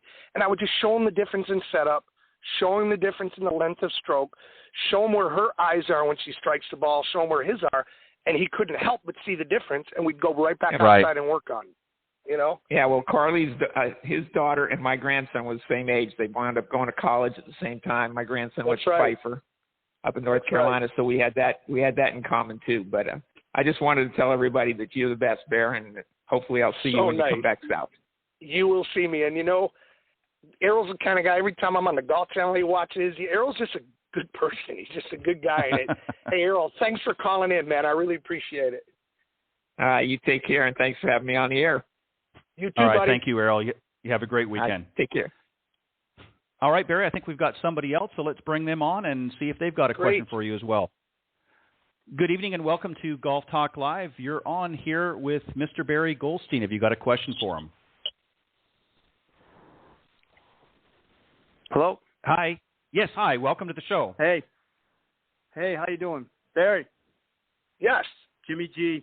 Binghamton. How you doing, man? Oh, Jimmy Gazda. Lifetime. Listen. Okay, wait. Before you ask me a golf question, Ted, this guy was my catcher in the Little League. Yep. That's how long I've known Jimmy. Wow. I was a pitcher. Yeah. He was a catcher. And I love the guy. I get the scars to prove it, man. Yeah, I used to burn. I had a good arm back in the day, Ted. I could bring it when we were kids. Yeah, he could bring it. He could definitely throw the heat, man. Let me tell you. He had like 2 pitches, and one of them was, watch this, you'll never see it. Bang, there's a cloud of dust. Let's go. We get the bat now. And Jimmy's a good golfer. I've taught him for years. Jimmy's the kind of guy, Ted, who could shoot 40, but he could also shoot 50, for 9 holes. So we're always working on getting him under 40. That's always my goal. Jimmy, great to hear from you. What can I help you with? You got anything on your game? It's been so you got to know a couple things. I mean, you got to go help me. We got to work on short game when I go see you. We got to do a couple things. I'm right there, man. I'm like 41, 43. I'm knocking on the door, but something's just a little bit off. And just with you, when you see me, you go, oh, Jimmy, do this, and it's within 5 minutes, it's fixed. And I go, why don't you come here a week earlier? What's the matter with you? I'll tell you a good story about Jimmy's swing, Ted. When I met Jim, forget when I met him. I've known him since we went kindergarten through 12th grade together. But when he first started taking lessons, I came up to my hometown it's got to be 20 years ago to start teaching. Oh, yeah, I would break. I'd come up in the summer, and I think he saw me on TV, and he said, "Oh my God, Barry's in town." And they did. Jimmy was a very short-hitting slicer. I mean, had nothing. It was brutal. And I changed his grip. I taught him how to grip it so he could draw the ball. Taught him how to stand to it so he could draw the ball. And he picked up all kinds of power. And his whole game changed, And Jimmy was a real short slicer of the ball. And I'm just not a fan of that. You know that, Ted. And so I gave him a little stronger grip. I taught him how to aim, taught him where to play the ball, and most of all, taught him how to swing through the ball to his finish. Jimmy was kind of like, didn't use his legs very well, didn't have much balance, and those are the kind of things to this day, am I right, Jim, that we still work on? Oh, my God, yeah. Absolutely. Yeah, what a huge difference. Absolutely. Jimmy, let me ask you. Yeah, sure. Let me ask you, Jimmy, a real quick question here. How much time each week do you dedicate to practice on average? Depends on the week, but for the most part, I go. I go twice a week to range. I play once a week, sometimes twice a week. So it's got to be at least 2 hours, 2.5 hours. I try to practice. I got that in my brain a long time ago. Upstate New York, the summers are short. If you want to play good, you got to put the time in it. You just do. That is true. Some people go and they get lucky, and then they get hot and cold, and like you guys said earlier, they get mad and they do some dumb stuff, and they don't put the time in, and they expect to get out of work and go get changed and go play, and they haven't hit a golf ball in 10 days, and they shoot 53 and they don't get why. And they're like, man, how are you so consistent every week? Because I go practice. Hey, he does practice. Let me ask you something else here, and then Barry, I want you to jump in. There's a reason why I'm asking the questions I'm asking. So, what part of your game, Jimmy, do you think is inhibiting you from breaking that 42, 43, 41 barrier? What part of your game is it your chipping that's falling a little bit short? Is your putting, pitching? What is it that specifically do you think is your weak part right now? So right now, it's for whatever reason, it's my pitching and it's my putting that's let me down. Thanks to him, I can just crush it off the tee. So, you hit a decent drive, and now you don't have to hit a super long iron into the green.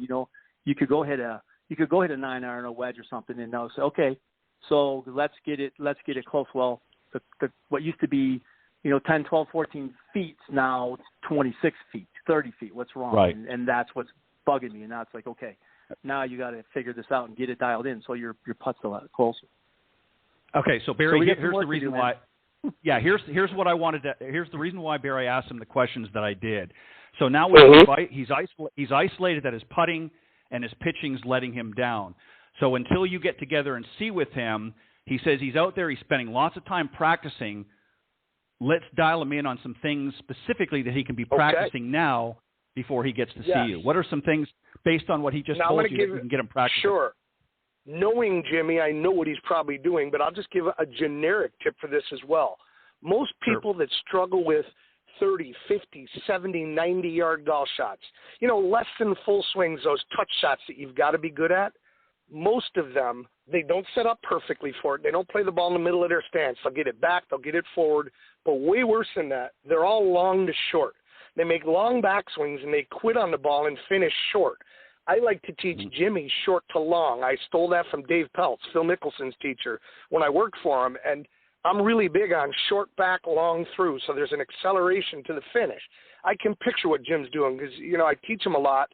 He's a left-hander, and Jimmy will make a big backswing, and he'll decelerate a little, and he tends to chunk or thin them. And he can't hit it 35 yards, 50 yards. So I know that's what we're going to work on. Maybe his grip pressure. Sometimes he might squeeze it a little tight, Ted. Jim's a guy like me. He's played athletics his whole life. His hands could get a little tight on the golf club. And then for his putting, gosh, usually when I hear people that are struggling with putting, what I hear in my head is his distance control is poor. That's what I hear. That he can't lag it up to 2 feet from 30 feet regularly. He's leaving 7 feet and 8 feet. So the first thing I'd probably work with Jimmy on is distance control. I'd give him a drill to do where I'll put a club 3 feet behind the hole uphill, 3 feet behind the hole downhill, and we'll separate, 30 feet between holes. And I'm just say, Jimmy, let's hit some putts that if it doesn't go in, it stops 18 inches by the hole. It doesn't reach that golf club, but you're not leaving it short. And that can help people work on their distance control. And with short putting, movement kills. I see people that miss short putts. They're always moving. Their eyes are moving to see the result too early. It's like I always used to tell Carly, you're taking 2 looks at the hole, and then you're rolling it, and you're not moving a muscle till you hear it rattle into the hole. She was great at that. Jimmy's probably got a little fear there, and he's moving around on it. I'm just guessing. And, I know his game, so that helps. But generically, that would help every one of our listeners right now. Yeah, I couldn't agree more. Yeah. Well, Jimmy, thank you very much for calling in. We've got somebody else here on the line, and I want to bring them on and give them a chance. Great talking with you, Jimmy. Man. I'll see you. I'll send you a text, and we'll go start up buddy. Next week, man. We'll do it. Hey, man, thank you. Let me be on air, man. And as always, man, good talking to you. You're the best, all right, thanks, Jimmy. Talk to you soon. Yep, you too, man. All right, man. All right. Let me bring on the next caller, and we'll continue the conversation. All right, good evening and welcome to Golf Talk Live. You're on here with Barry Goldstein. Do you have a question for Barry? Hi, Barry. Yeah, I do. It's Anna. How are you? Anna Banks. How are you? How are you and Mike? Good. We're good. And your beautiful daughter, Addie. I'm lucky enough, Ted, to teach their whole family. And these are great people, so I'm a lucky guy because they love golf. So, Anna, what's your question? Yeah, what's your question for Barry? Go ahead. All right. My question is your best piece of advice when you're in that 100-yard area. That's where things start to get a little ugly for me. Okay, so, great drive, great second hit off my amazing new hybrid, and then I'm 100 yards away from the hole, and it goes sour. Okay, so here's what I'm going to – first of all, what club do you hit from 100 yards, Anna? What is the club selection? Usually like my 8 or 9. Okay. First thing I'll say about Anna is she's been playing about a year, and she's doing remarkably well, Ted. I mean, this was a year ago. She hadn't even ever swung really a golf club, and she just sunk a 30-foot birdie. She's doing really well. Anna, what I would say to you when you're hitting 8 and 9 irons, a large part of the reason you battle that golf shot is the 8 and 9 iron are shorter than your driver and your hybrid, and they're very much meant for a descending blow. So the first thing I would say to you is to get the ball dead center in your stance. Make sure it's not forward. Make sure it's not back. Get it dead center in your stance. The second thing I would say to you is to keep your backswing under control. not reaching for a ton of power going back with an 8-iron. We want you to accelerate and swing to a full finish, yet make a divot. I want you to get better, Anna. You've got to get better at striking down with those 8-irons and 9-irons. And that's when you're going to fall in love with them. You know, she got this new hybrid, Ted, because she was my student of the year last year. I just love her. And, like, I just want her to have an easy club to hit off the ground. So, you know, I called up Callaway. They sent a beautiful hybrid to me. I said, give me the easiest club for a woman to hit off the ground, and they sent me their hybrid, and she loves it. Well, I got to get her to love her 8-iron and 9-iron and wedge as much as she loves her hybrid, you know. And I think Anna is she's coordinated. She's very typical of a woman. A lot of women in the beginning, striking down is something that takes them a while to learn, Ted. Have you ever noticed that? Mm-hmm. Yes. And yes, I had a sister. I had a sister. Sorry, I had a sister who was like that. Sorry, go ahead. Yeah, so Anna's the kind of girl, you put it on a tee, she cranks it. The hybrid, she's learned how to crank. The irons are much more of a precise club, Anna. You know, the sweet spot's smaller on an 8-iron than it is on your driver face. And it's got to be more of a precise swing. So thinking less power going back. I think a lot of people that struggle with their irons, Anna and Ted, are trying to hit it hard on their backswing. The goal of an iron, Anna, is to hit it a particular distance. If your 8-iron goes 100 yards, we don't want to hit 130. We want to hit it 100. So having a controlled backswing with a downward blow to a good balanced finish is a really good way to get good with your irons. And it's funny. I always told Anna one day she's going to call into the Golf Channel when I'm on TV. And I'm so glad you called tonight, Anna, and I'm so happy that you're playing golf. And today's Anna's birthday, as a matter of fact, Ted. So wish her a happy birthday. Happy birthday, Anna! And I'm not gonna ask your age because I know that's one thing you don't ask a woman is what her age is. So I won't do that. She's but, young. Younger than She's Barry. young. Younger than Barry. Oh no! I'm going to charge you double next lesson now, Anna. That's okay. So, I'll pay it. You know, Ted, truth is, her husband and her are really getting into golf in the last year. They both joined their local club. Their daughter is playing on the high school team. So we need more golfers like Anna and Mike and Addie. They love it. They're new to the game, and they're seeing that it's a lot of fun. And, you know, I just love Anna and her whole family. They're just great people. And golf, I think golf needs more people like that. You know, it's a husband, a wife, and a 13. Is Addie 13? Pretty much, yep. Yeah, so she's a young girl. We need more of that, Ted, you know, and Anna just loves it. Anna loves it, and she's a smart girl, Ted. She takes lessons. She took them early in her career, and it's made her a decent golfer. A lot of people don't do that, and they never get adequate at golf. So my tip of the day, Anna, keep your backswing a little more controlled and think about accelerating on your downswing with a divot to a balanced finish, or at least a downward blow. You don't have to tear up the grass, but you've got to strike down on it. Okay, thank you. Say hello to your whole family, Anna. You're the best. I will. Well, Anna, happy birthday again, and thank you very much for calling in this evening and asking your question to Barry. And much continued success, and welcome to the club. No pun intended. But golf is a great game. It's definitely a game for life, and you'll be able to do it well into your golden years. And it's nice. You know, I predict that the future of golf is going to be family golf. I really believe that. I think more and more families, and I think this is what's really going to propel golf into the generations coming ahead. Because, you know, when I grew up, Barry, you were probably very much the same. You know, our fathers taught us, you know, our parent taught us, and, you know, but there were many out there that maybe didn't have a parent that was into golf, so they didn't get exposed to it the same way. So the fact that you guys are doing it as a family, I think is great, because that's something you can do there's something else you can do when you go on vacations together. You can throw the clubs in there as well, or you can rent them if you had to. And you guys can go and have some listen to this, Ted. Anna's the kind of girl. All right, so I was just reading, and I've played in so many tournaments in my life, but there's one tournament I've been waiting for down the road, and now that Carly's marrying Cameron, as you heard, if Anna was, I wish I was related to Anna, I would take her to Pebble Beach, because there's a family tournament in Pebble Beach, a pro and 3 family members. Well, I've got 2 family members locked up in Carly and Cameron. Anna would eat that up because she's never been anywhere. She's never played a course like that. She plays her local country club here, which is a nice place. But, Anna, your eyes would light up if you saw that place. It's like when you're bored, Anna, take a look at Pebble Beach Golf Links in California. I got engaged there It's an incredible piece of land. You would freaking love it. You and Mike one day should go there. Yep. All right. I'm going to tell him. I agree. Take me there. And tell him Barry's going to pay for it too. So you got no excuses. Barry's going to send you the airplane. We probably could pay for it if we stopped going to lessons. Yeah, right. They keep taking lessons, and they're very generous. And you know what? They're just a great family. Anna's awesome. I'm smiling the whole time I'm talking to her right now. She's a great girl. Let me say one more thing, Anna, before we let you go. The best.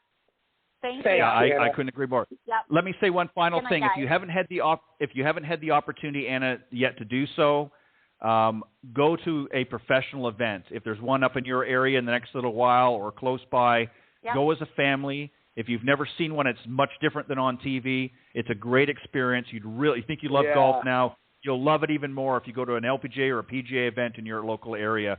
I strongly urge you guys to go and do it. It's well worth the money. Anna has spoken to my student Haley Moore on the phone. Haley, she played in the U.S. Open today. I haven't looked at the scores yet, but she's out in San Francisco playing in the Women's U.S. Open. One day, Anna and I were just talking about her, and Anna's the kind of girl, she just supports people. Anna's a supporter of people. She's a good person. So we called Haley on the phone. She answered, and I said, listen, I have a woman here. Her name's Anna Banks, and she just admires you, Haley. And they talked for 5 minutes, and Haley loves that. She freaking loved it, and Anna's the kind of girl that she supports people. And so she was just telling Haley she admired her, and you know Haley's story. You've seen her, and she's got a unique story, and you remember that, Anna, when we called her on the driving range? Yeah. Yep. She's in the U.S. Open today, Anna. Hopefully she played good. I wish I knew Anna when. Let me do one other thing, Ted. I wish I knew Anna when Carly played in the U.S. Amateur down on Long Island a few summers ago. I had tons of friends from this area come down to support us.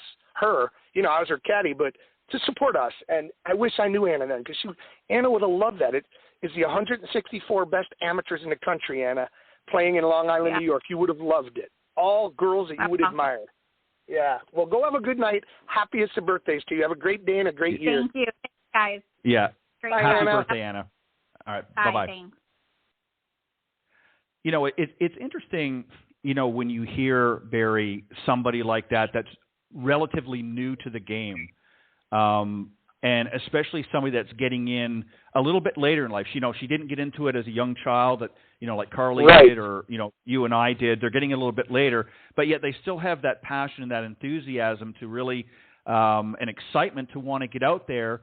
And it doesn't matter how good you are or not. The fact that there's, just like we talked about earlier with Carly, is, when you have that energy and that, that mindset, you can take on just about anything. And Anna's you're right. right. She's a successful businesswoman. Her and her husband are successful business people. And it's great for them to be into golf because now they're playing in all the captain and mates, all the team events they're playing in, and they love it. And I agree with what you just said 100%. She's hungry and she loves it. So to teach her is exciting, When you look back, because I know you've been teaching for many years, when you look back, what is it that, and I know when I say this, let me preface this because I don't want it to come out the wrong way, is, we don't like to feel proud in the sense of in a humble way when I say pride. But what are you most proud of, besides Carly, obviously, but of your career? What is it that you try to really instill with your students as a general rule? What was the awesome question. That's the ultimate question. All right. Besides Carly, let's leave Carly out of this. Yes, that's right. I just got a text yesterday from this woman that I teach. She goes, Barry, I always feel like if I could touch one person in my life's been successful. You touched thousands. And I just thought to myself, wow, what a nice comment that is. And I look back, I think the thing I'm most proud of, golf teaches people how to be decent human beings, and I play by the rules with golf. I do everything by the rules with golf. And I just feel like I've taught people how to play the game correctly, and it leads to a certain kind of, this word I'm looking for, a good person usually will follow. I teach a lot of juniors that become Division I college players. I think I've taught over 120 Division I college scholarship players. So to help them, to give somebody that gift, I remember when somebody gave me a $1,000 gift card as a present, and I said, wow, that's so generous. They said, you know, you got our daughter a $200,000 scholarship. This is the least we could do. Or like I remember Hannah Liner, who I teach, her parents gave me this very expensive iPad. They said, Barry, there's no way she gets that scholarship without you. So those might be the things I'm most proud of, you know, aside from, I mean, Carly, I'm just immensely proud of because she's such a great person, such a great player. But just the kind of, you know, you meet a kid at age 11 or 10, and they go on to get a full scholarship to play, let's just say, for Florida State University or with Carly, LSU, or, you know, I've got them all over the country, you know, and you watch them sign and they invite you to their signing. And, you know, I'm not the easiest crier, but my gosh, you blink and you could feel tears building up because I know that without me, that wasn't really probably going to happen, you know, and it's just a really rewarding feeling to see that, you know, and then the respect they have for you. They get out of college, they're out in the real world. I bump into them and they still have that ultimate respect for you because you gave them something that money can't buy, you know? You know, let me just add something here about you, Barry, that I've noticed for many, many years. You know, obviously we follow one another on social media. We met face-to-face. You were actually, what's really kind of at the PGA show back a number of years ago. What's really interesting that a lot of people don't know, and I've mentioned some things similar to this, but, you know, I've obviously, as we talked about earlier, you know, I've been doing this now for 9 years on Golf Talk Live. And I won't say everyone, but the majority of people that I've had on here, I have never actually met face-to-face. And I believe you were the first person, the first actual guest that I'd ever had on the show. You weren't the actual first guest I had on, but you were the first one that I'd actually ever met face-to-face. Wow. Back those years ago. And I remember that down at the PGA show. In Orlando, In Orlando, you came up to me. I was getting paid to represent a putting company, and I was standing in their booth, and tons of people were coming up, and you said, Barry, I'm Ted, and you came right up to me, and we just liked each other immediately. We just, you know, you had that personality that was impossible to not like, and we spoke for a good several minutes, and then it just became where we stayed friends, you know? Yep. Yeah, and, you know, and what's always impressed me most, even above and beyond your prowess in golf, is I've noticed, and I want to mention this on air because this is something that you should be proud of. One of the things that always has impressed me about you is, you know, I read a lot of your posts and things on social media, and, you know, you always put up these stories of people outside of golf that you've met somewhere, a store, somebody in you know, maybe that's down and out, is having a tough time, and you share these stories, pardon me, of people that you've done some sort of act of kindness who are obviously very, very grateful. And that to me really epitomizes what we need more of in this world today is people like that. So if I was to sum up something about you, and again, I take nothing away from what your ability is as a golf professional, but that pales in comparison to what you do as a human being. Thank you, Ted. I don't know what it is, but when I see somebody that's a little down on their luck, I just feel like it's my job to help them, you know, and you know, the healthy people like me, I'm so healthy. Like God's just been really nice to me. So when I see somebody that is the other way, it makes me stop and want to kind of help them, if you know what I mean. And so like some of my closest people in my life are people that had to overcome stuff, you know, and then your friends for life, when you help them when they're down, you're literally their friend for life because they never forget that, you know. And thanks, Ted. That's nice of you to notice that. I don't think I do it on purpose. I just think it kind of, if I'm walking and I see 10 healthy guys and then there's the guy in the back with a limp, something about that guy makes me want to help his golf game. You know what I mean? Or help him out in life, you know? Right, and that just is a testament to your character as a human being because, like I said, there are lots of people, you know, you and I are very fortunate, you know, we've got good health and, you know, we've had many blessings throughout our lives, and there's those that are out there that are less fortunate, and a lot of people would turn a blind eye. A lot of people would look the other way and just keep walking or not, but you, it always has impressed me, and I always enjoy, you know, I'm sure there's a few I've missed, but I try to read them. When I see them coming, I try to read each and every one of them, and they're very, very inspirational. And, you know, I understand why when people call in tonight and speak so fondly of you as a person, it's not really so much just about the golf side of things that they're talking about. They're talking about you as a human being. That's why they have the admiration. Thank you. That's incredibly kind. You know, truth is, Ted, all three of those people that called in, I can't say anything but great things about them. They're people that I just really care about. And, you know, golf's just my profession. You know, Ted, it's what I do all day. And when you're done with golf, the last thing I want to talk about at 10 o'clock at night is my golf career, you know. So that's probably why I post a lot of things that are not golf related because, you know, I'm inundated with golf all day long, every day, and I love it. It's awesome. But it's kind of cool to have a life outside of golf, if you know what I mean. Yeah, you've got to do that. I mean, as much as we love the game, you've got to be able to do that. Yeah. I want to ask you something as we get close to wrapping up. God, it's hard to believe this hour is almost blown by. I know, it flew by. Right. Let me ask you this question.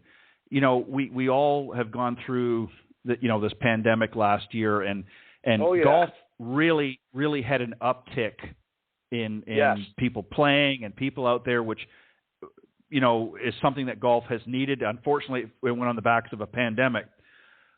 What would you like to see? Because we've had, not recently, but we've had in past times where there's been a bit of a surgence in golf.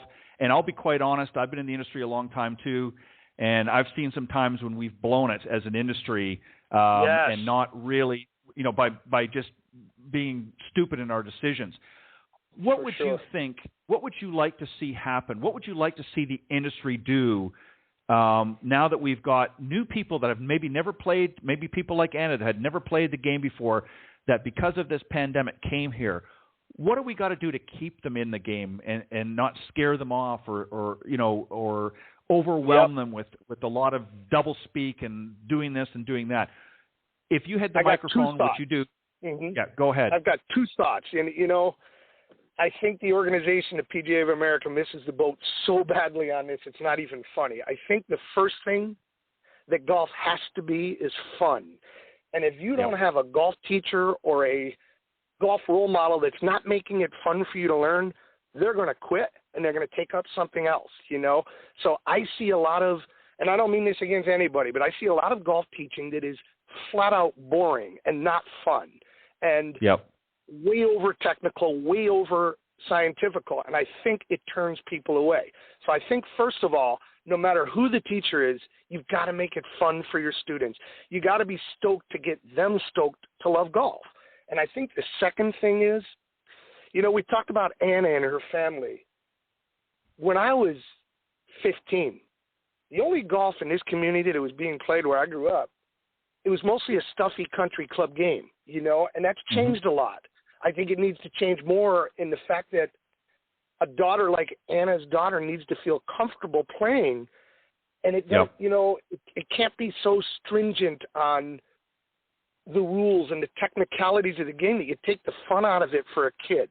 For example, if she's on a high school team and the coaches pay no attention to these kids and they're shooting 150s, it's going to take hours to play. That's not fun. You know, you need to teach the kids how to get a little bit capable of playing, a little bit about the rules, and let them have fun. And what I have found, I teach a ton of different people. I mean, hey, I got a girl in the U.S. Open this week, and I'm teaching people that are brand new as well, you know. And what I have noticed, the people that stick with golf, it's fun for them.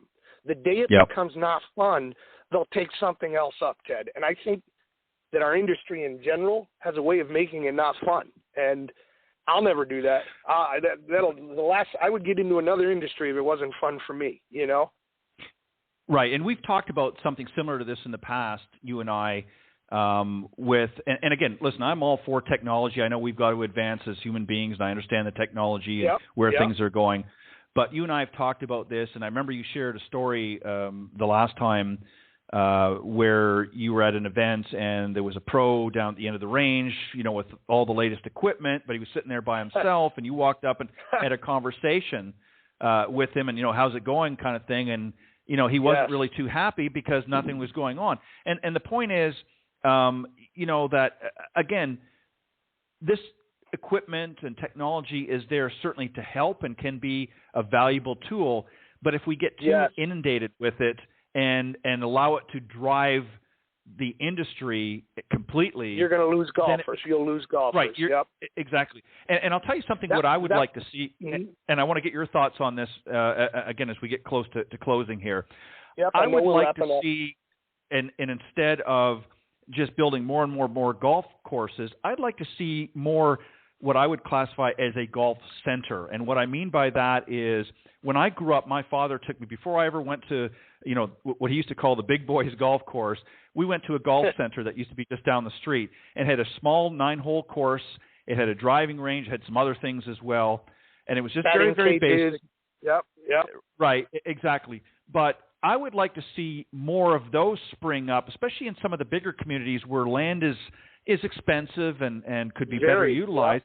Instead of just putting up all of these resort courses, and I mean, we got to have those too, but because I think there has to be a starting point for people to learn the game. And the last place that they're going to start is at a country club. Well, I'll tell you what I did with my daughters. Tell me that this might be a good way to wrap up the show. What I did with my daughters when they were really little, I'm talking 3 and 4, I'd take them out to the golf course. I would always let them play a hole and say, well, we got to go. And they would, Daddy, can't we stay? I made them always want us to come back and stay longer. I would show them the wildlife, the deer, the alligators. I made them hungry to come back, and so I would give them a hole. And then I'd say, girls, we got to go. Daddy, can't we stay? No, we got to go. Finally, by the time we're 5 or 6 years old, we'd stay a lot longer, but I think that's a good thing with parents, is to make the kids ask you to go to the golf course. Yeah. I did that with my daughters. They would say, Daddy, can we go over to the golf course? Sure, girls, let's go. And look what it led to with Aubrey is a good golfer. Carly became a world-class player. So, it's a great family sport. I agree with what you said, Ted. And I know you got to wrap up. I want to thank you for having me and my daughter on, and we'll do it again sooner than later. And I can't wait to see the next issue of Golf Tips Magazine. You're doing great things, Ted. You should be very proud of yourself. Well, I appreciate it very much, and thank you, Barry, as always. And that's definitely some great advice, and I want to thank the callers as well this evening, if you're still listening, for calling in and asking some questions of Barry and just saying hello. I appreciate it. And, again, thank you to your daughter, Carly, and much continued success and congratulations to both her and Cameron. I wish them both nothing but the best. And good luck, my friend, and we'll talk real soon. We'll see you soon, Ted. Thanks again. All right, you're welcome. Bye-bye. All right, that was my very special guest and friend, Barry Goldstein, professional golfer out of Coral Springs, Florida. And, again, his lovely daughter, Carly, joined us a little bit earlier on, and she got engaged and getting married a little bit later in the year, in fact, September, as she mentioned. And I wish her well, and hopefully she'll be out there and maybe be a little competitive again. But otherwise, she's going to be set for many, many happy years down the road. All right, I want to also thank Brandon Stooksbury and Jamie Leno-Zimron for joining me earlier this evening on Coach's Corner. Thanks, guys, for doing a great job with tonight's panel discussion. And I will be back next week with another great panel and another great guest here on Golf Talk Live. God bless everybody, and have a great week.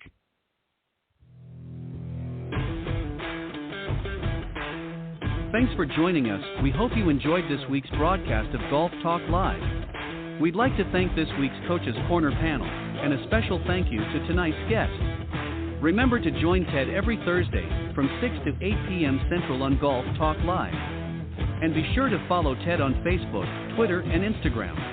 If you're interested in being a guest on Golf Talk Live, send Ted an email at ted.golftalklive@gmail.com. This has been a production of the iGolf Sports Network.